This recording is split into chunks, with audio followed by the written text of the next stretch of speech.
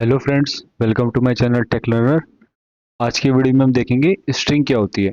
Basically ये एक playlist होने वाली है जिसमें हम स्ट्रिंग के बेसिक कॉन्सेप्ट्स को समझेंगे। तो इसमें हम देखेंगे कि स्ट्रिंग क्या होती है। उसके बाद देखेंगे कि स्ट्रिंग को क्रिएट करने के कितने तरीके होते हैं। बेसिकली दो तरीके होते हैं, स्ट्रिंग लिटरल की हेल्प से और न्यू कीवर्ड की हेल्प से। तो हम इन दोनों ही तरीकों को समझेंगे इसमें। उसके बाद हम देखेंगे कि स्ट्रिंग कॉन्स्टेंट पूल क्या होता है। बेसिकली स्ट्रिंग कांस्टेंट पूल यानी एससीपी एक हीप में एक स्पेशल एरिया होता है, यानी स्पेशल स्पेस होता है जहाँ पे स्ट्रिंग स्टोर होती है। उसके बाद हम देखेंगे इम्पोर्टेंट क्वेश्चन कि स्ट्रिंग इम्यूटेबल क्यों होती है। इम्यूटेबल का मतलब कि नॉट चेंजेबल क्यों होती है, स्ट्रिंग को चेंज क्यों नहीं किया जा सकता। तो चलिए शुरू करते हैं स्ट्रिंग से। What is string? तो पहले हम देखते हैं स्ट्रिंग की डेफिनेशन। तो यहाँ पे हम देखेंगे स्ट्रिंग की डेफिनेशन है, string is basically an object that represent sequence of care values.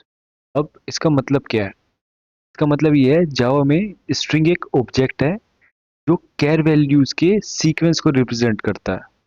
मतलब एक साथ कई कैरेक्टर्स होते हैं जो एक टेक्स्ट या सेंटेंस बनाते हैं। अब एग्जांपल के तौर पे देखते हैं। हमने यहाँ पे लिखा, तो ये एक सेंटेंस फॉर्म कर रहा है और ये पूरा जो होता है ये होती है स्ट्रिंग। अब ये बना कैसे है? ये बना है सीक्वेंस ऑफ कैरेक्टर्स, यानी H E L L O. तो इस सिंगल सिंगल कैरेक्टर से मिलके एक स्ट्रिंग फॉर्म होती है। तो अगर हम इसके सिंटैक्स की बात करें, तो जो इसका सिंटैक्स है वो कुछ इस तरीके से होता है। String S equals to hello. इसका मतलब होता है जो ये स्ट्रिंग है ये हो जाएगा आपका डेटा टाइप, एस हो जाएगा आपका वेरिएबल, यानी जो एस है ये स्ट्रिंग टाइप का है और इसमें एस में स्ट्रिंग टाइप की वैल्यू असाइन होगी, और ये जो होता है ये हो जाएगी हमारी वैल्यू। यानी जो ये एस है ये हेलो नाम के टेक्स्ट को पॉइंट करेगा। तो इस वीडियो में हम देखेंगे वे टू क्रिएट स्ट्रिंग, यानी स्ट्रिंग को किन किन तरीकों से क्रिएट किया जा सकता है। बेसिकली स्ट्रिंग को क्रिएट करने के लिए दो तरीके होते हैं। पहला जो होता है वो होता है लिटरल, स्ट्रिंग लिटरल। दूसरा जो होता है वो होता है न्यू कीवर्ड की हेल्प से। तो इस वीडियो में हम जो देखने वाले हैं वो देखने वाले हैं स्ट्रिंग लिटरल की हेल्प से कैसे स्ट्रिंग को क्रिएट किया जाता है।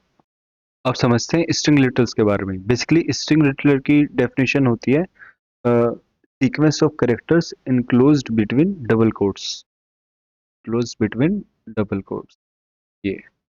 और इसका जो सिंटैक्स होता है वो होता है स्ट्रिंग का नाम दे देते हैं हम S T R plus two, कुछ भी रख सकते हैं एक्स वाई जेड, जो भी हमें सेंटेंस स्टोर कराना है। तो ये हो जाता है इसका सिंटैक्स। तो अब हम इसे समझते हैं कि ये वर्क कैसे करता है स्ट्रिंग लिटरल। तो स्ट्रिंग लिटरल में क्या होता है, मान लीजिए आपने एक स्ट्रिंग बनाई, स्ट्रिंग S1, और इसमें आपने असाइन कर दी वैल्यू हेलो।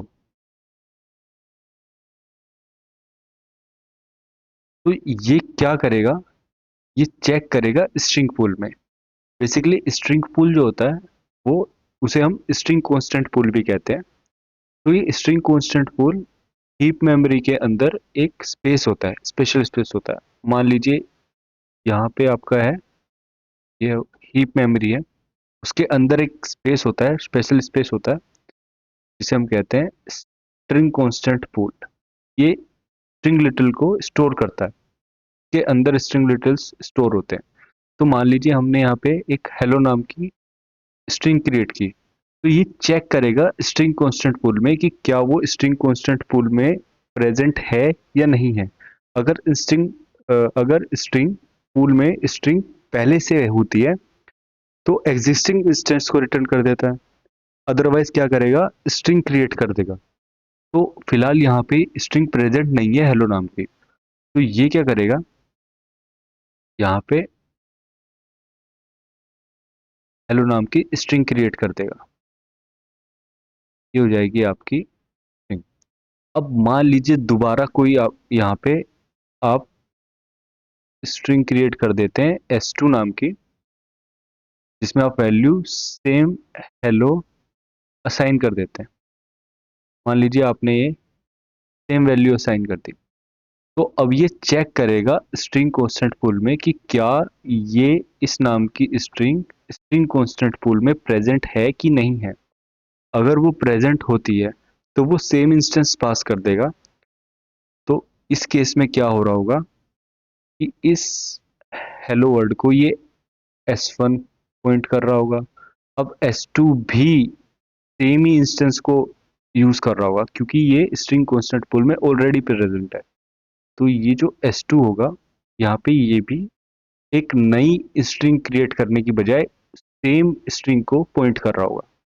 इससे क्या होता है, इससे हमारी जो मेमोरी होती है वो यूटिलाइज होती है, मेमोरी वेस्ट नहीं होती। वरना क्या हो रहा होता, ये s2 भी यहाँ पे हेलो बना रहा होता, और मान लीजिए हम यहाँ पे 5-6 स्ट्रिंग क्रिएट कर देते हैं s1 s2 s3 s4, तो यहाँ पे ये हर बार एक नया बना रहा होता। इससे क्या होता, मेमोरी वेस्ट होती। तो हमने क्या कर दिया, यहाँ पे बार बार उसी सेम स्ट्रिंग को बनाने की बजाय हमने यहाँ पे उसी का इंस्टेंस पास कर दिया, और ये भी s1 s2 अब सेम स्ट्रिंग को पास कर रहे होंगे।